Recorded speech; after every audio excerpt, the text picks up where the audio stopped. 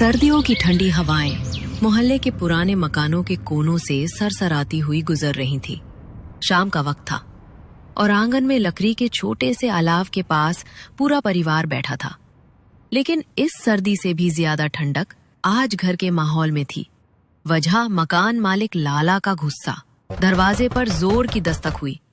अरे खोलो, लाला आया है, पास की पड़ोसन ने झांक कर कहा। कोमल ने दरवाजा खोला तो सामने लाला ऊनी टोपी पहने आंखों में गुस्सा भरकर खड़ा था। 2 महीने से किराया नहीं दिया, ये क्या तरीका है संध्या जी? लाला ने कड़क आवाज में कहा। संध्या ने हाथ जोड़कर कहा, लाला जी बस थोड़ा और वक्त दे दो, ठंड का मौसम है, कहीं और जाएंगे तो बच्चे कहाँ रहेंगे? लाला ने ठंडी हंसी छोड़ी। मुझे बच्चे बूढ़ों की कहानी मत सुनाओ, किराया नहीं तो घर खाली। मैं कोई चैरिटी नहीं चला रहा हूं। किशन भी अंदर से आ गया। उसके चेहरे पर थकान और चिंता साफ थी। लाला भाई बस 2 दिन का वक्त दे दो, मैं कोशिश कर रहा हूं, कुछ पैसे का इंतजाम हो जाएगा। 1 दिन, लाला ने उंगली उठाकर कहा। कल तक पैसे नहीं मिले तो ताला लग जाएगा, समझे? इतना कहकर लाला चला गया और उसके जाते ही आंगन में सन्नाटा छा गया। संध्या ने आसमान की तरफ देखते हुए बड़बड़ाया, हे भगवान, गरीबों पर ही क्यों तेरे इम्तिहान आते हैं? अमीरों के घर में सुख और हमारे आंगन में हमेशा चिंता। संध्या की आंखें भर आईं, लेकिन वो बाकी परिवार के सामने खुद को संभालने की कोशिश कर रही थी। कोमल चुपचाप रसोई की तरफ चली गई, लेकिन उसके चेहरे पर गुस्सा साफ झलक रहा था।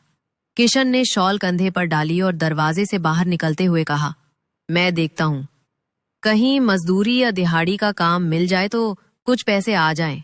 संध्या ने उसे जाते हुए देखा, जैसे उम्मीद के आखिरी धागे को पकड़ रही हो। रसोई में छोटा राजू अपनी माँ कोमल के पास आया। माँ, आज पनीर बना दो ना, बहुत दिन हो गए खाए हुए, उसने मासूमियत से कहा। कोमल ने झट से तवा उलट पुलट करते हुए कहा, पनीर? और कहाँ से आएगा पनीर? घर में जो है वही खाओ। माँ, कल मोनू के घर में तो। राजू, कोमल ने सख्त आवाज में टोका, तुलना मत करो, हमारे हालात अलग हैं। राजू चुप होकर एक कोने में बैठ गया।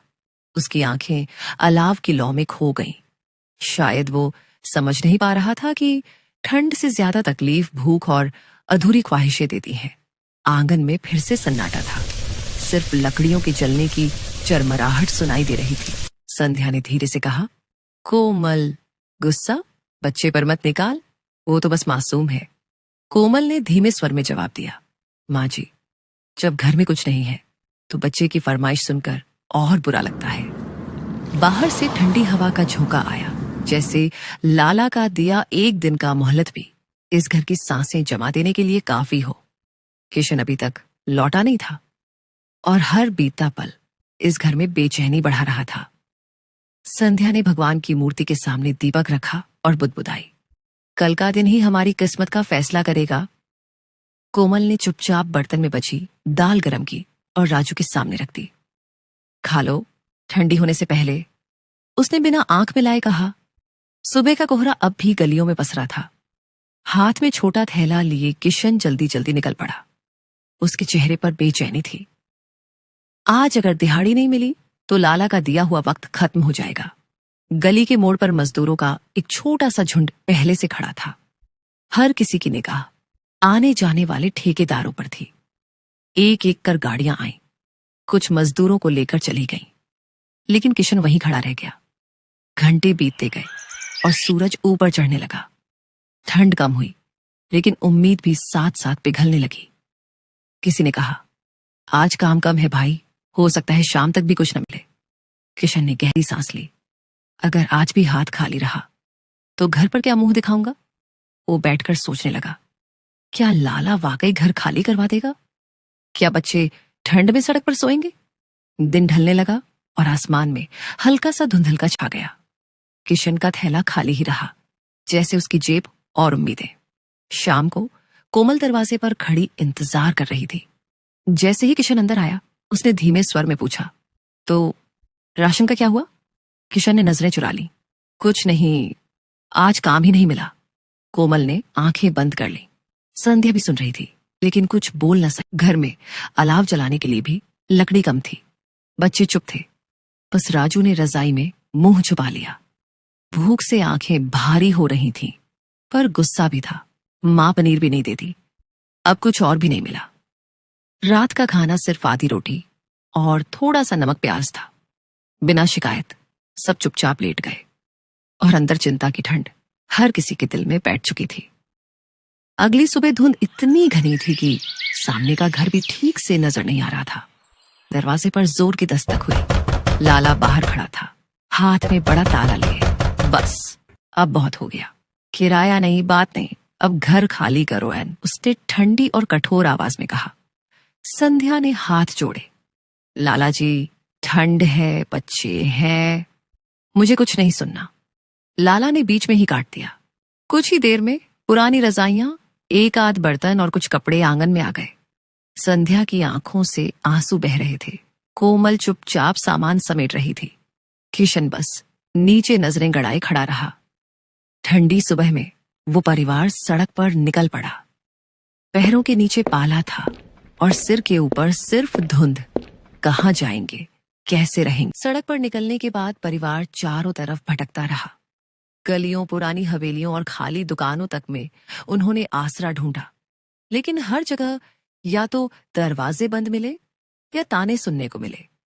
ठंडी हवा हड्डियों तक चुभ रही थी और पैरों के नीचे की नमी से चाल धीमी होती जा रही थी। काफी देर बाद कोमल ने थक कर कहा, सुनो, हम जंगल की तरफ क्यों न चले? मैंने सुना है वहां बहुत सी चीजें मिल जाती हैं। शायद हमें भी कुछ ऐसा मिल जाए जिससे काम चल सके। संध्या ने थोड़ी हैरानी से देखा। जंगल, वहां ठंड और डर दोनों है बेटा। किशन ने कोमल की तरफ देखा, फिर बोला, मां, अभी हमारे पास और कोई रास्ता भी तो नहीं है। आखिरकार सब जंगल की तरफ चल पड़े। जैसे जैसे वो अंदर बढ़ते गए, पेड़ों के बीच की नमी, पत्तों की खुशबू और पक्षियों की आवाजें उनके लिए नई थीं। राजू कभी इधर भागता, कभी उधर।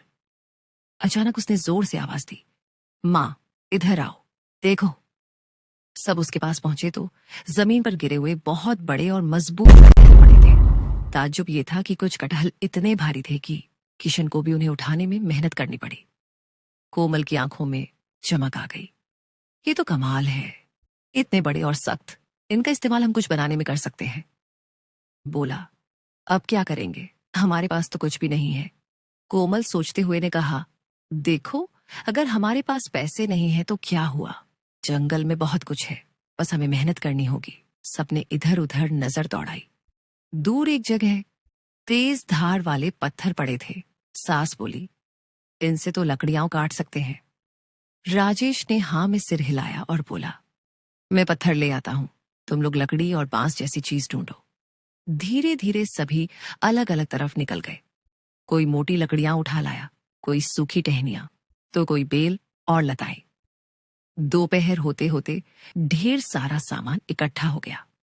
सभी ने पत्थरों से लकड़ियों को तराशना शुरू कर दिया और बेलों से उन्हें बांध बांध कर खंभों जैसा खड़ा करने लगे। ठंडी हवाओं में हाथ जमने लगे थे, मगर किसी ने हार नहीं मानी। पहला दिन ऐसे ही बीत गया, लेकिन घर का ढांचा बस आधा ही तैयार हुआ था। दूसरे दिन सुबह होते ही फिर सब लग गए।